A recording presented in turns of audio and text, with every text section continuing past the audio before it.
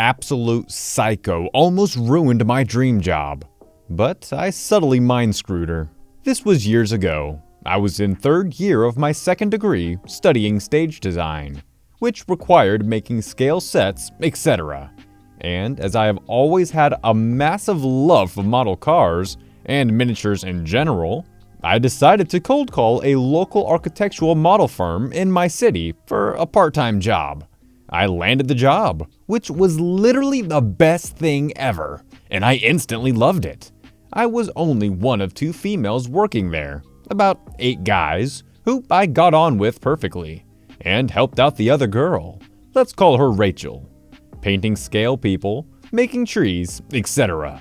At first, Rachel completely embraces me, insists on girls' lunches, which I freaking hate that crap, expresses how nice it is to finally have another girl around, yada yada. But I instantly got a bad vibe off her, and I wasn't wrong. After the initial honeymoon period, she proceeds to make my life a complete living hell. Yelling at me, throwing out my work while I was at school. I came home crying many a day from the verbal abuse. But I loved the work, loved my other coworkers, and was determined to stick it out. Despite unstable Rachel, who, by the way, would come and go, pad her hours, and was despised, yet feared by my fellow coworkers, which I couldn't figure out. Finally, the missing piece clicked. She was sleeping with the owner. So that cleared up why she was allowed to basically make everyone's work life hell and was paid more than our 3 master model makers? Now Rachel is about 6 years my senior, 30 to my 24, and obsessed with her looks, especially her hair, which admittedly was very nice. Long, rich brown curls.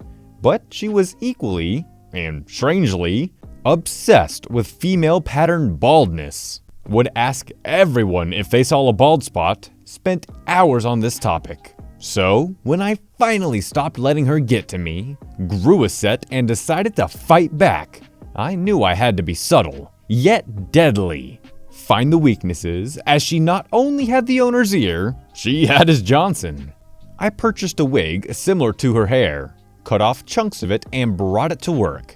I slowly started dropping more and more clumps on the back of her chair, around her workspace and floor while she was away, and slowly watched her go from slightly obsessed to full-blown madness. I feel like a horrible person for admitting that it was a joyous experience to watch her squirm. She took off a couple weeks from work to visit some specialists and to recuperate, in her words. But when she came back, healed with a full head of hair, I slowly started the campaign again, and she ultimately came to the conclusion that it was the stress of the job causing the hair loss, and quit. My coworker and I hit the bar that night for a long night of celebrations.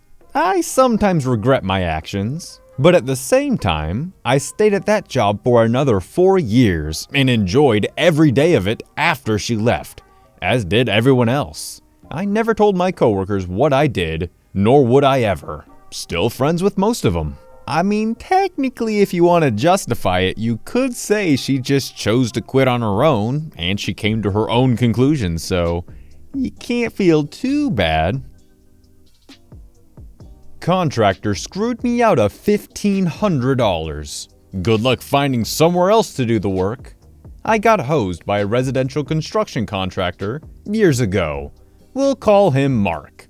I've done 3 projects for Mark prior to this one and had no issues.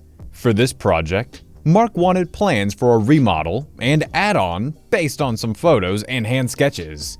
It was about $1,500 in work, which was a lot at the time. I delivered the first draft. Mark was quite happy with the result and would be consulting with the client over revisions or acceptance. He said he would get back to me as soon as he heard some news about the project. Typically, I would just run a tab on something like this, as there's no limit on revisions and updates until the project is finalized. Everyone understood that the meter is running when I'm working. In nearly a decade of this line of work, I'd never had any problem with anyone paying. So, after delivering the first draft to Mark, I waited on the revisions. It was a pretty decent-sized project for me at the time, and I was looking forward to it. I waited, and waited, and waited. 3 weeks went by. He wasn't returning my calls, so I sent him a bill. 2 days later, Mark called and said he didn't get the job, so he wouldn't be paying. Whoa, we didn't have an agreement of me getting paid if he gets paid. I get paid for my time regardless, and never worked on a bid agreement. He still refused, so I told him to take a hike. Also, let some other freelance CAD guys know about him. We were competitors, but there was so much work we would refer projects to each other if we were overloaded. I resigned myself to losing that money. It wasn't actual money lost, as all I've invested is my time, but that's time I could have spent working on another project that actually paid. My time is where I make my money. I didn't have materials I would mark up or subs I managed. I was a one-guy operation. So yeah, it sucked. 6 months later, Mark called, all buddy-like with me. He had a big project with a tight deadline, and knows I'm the man for it. He lays it on me thick too, like I'm a great friend he hadn't talked to in a while, telling me I'm the best at my job, and so on. I knew exactly where this was headed, so I play nice with him, and I'm sure Mark thought it was all water under the bridge. The next day I sent Mark a bill that was high, about 50% more than my typical rate, tacked $1,500 onto it, and told him I wanted it all up front. Mark called 10 minutes later and wanted to know why the price was so high and payment required up front. Those were not the terms of our previous projects. So I explained it to him, as he seemed to be suffering from selective amnesia. Mark starts begging me to do the project. This isn't a bid, he claims. He actually has this project in hand. Mark is also apparently having trouble finding someone to take on this project. Apparently, he managed to stiff all the good operators in the area, so he worked his way back to me. I told him I'd be more than happy to take any projects he had once the $1,500 was paid, and all further projects would be paid up front. I never heard from him again. He didn't get that project either, even though he claimed it was locked up.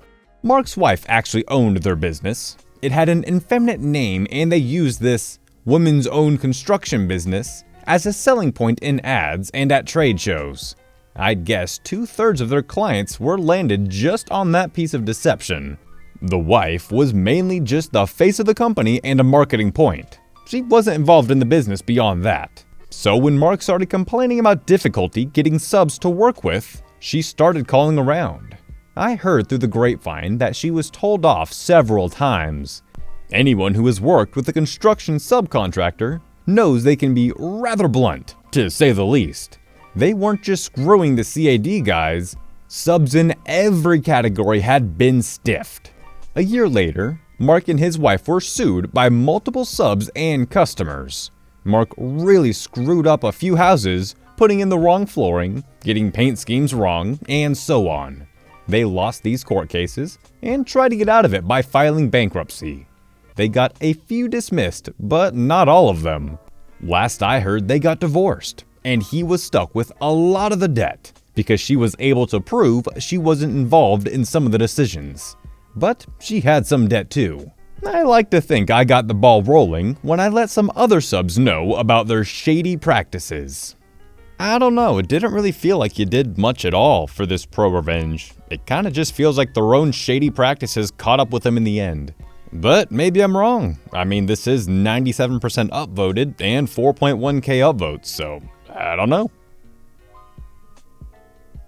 Alright, you beautiful people, that is gonna wrap it up for today. I hope you enjoyed the video. And if you did, and you're new around here, consider subscribing, for I strive to do this daily, and some days like today, twice a day.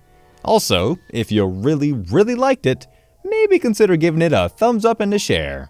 Anyways, I'll see you in the next one. Peace out.